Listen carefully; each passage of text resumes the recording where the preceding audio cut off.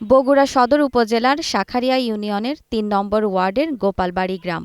Family কার্ডের pilot প্রকল্পের জন্য এই গ্রামটিকে বেছে নিয়েছে সরকার। ফ্যামিলি কার্ডধারী পরিবারগুলো প্রতি মাসে ২,৫০০ টাকা করে পাবেন। এতে করে সংসারের অতিরিক্ত খরচ, সন্তানদের পড়াশোনার ব্যয় মেটাতে কিছুটা স্বস্তি মিলবে বলে মনে করছেন স্থানীয়রা।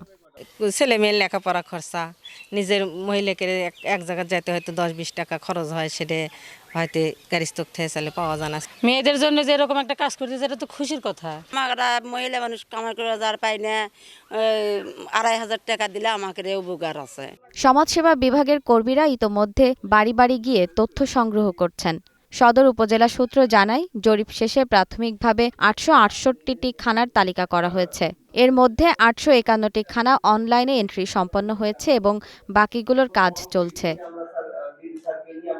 রাজশাহী বিভাগীয় সমাজসেবা পরিচালক বলেন, হতদরিদ্র, অতিদরিদ্র এবং আর্থিক ঝুঁকিতে থাকা পরিবারগুলোকে প্রাথমিকভাবে এই প্রকল্পের আওতায় আনা হচ্ছে।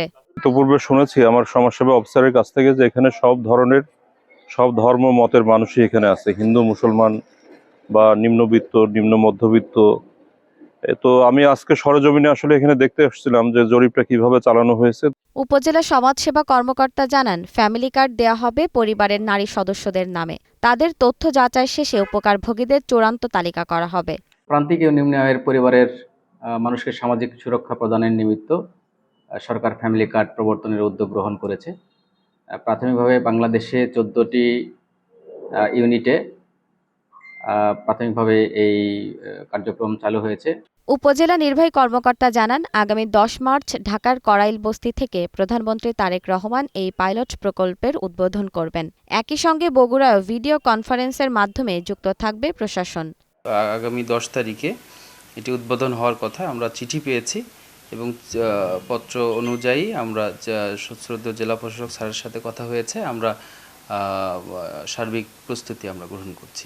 ফ্যামিলি কার্ড স্মার্ট বাংলাদেশ গড়তে সহায়ক হবে আশা সংশ্লিষ্টদের। জেরিন জামান, গ্রিন নিউজ ডেস্ক।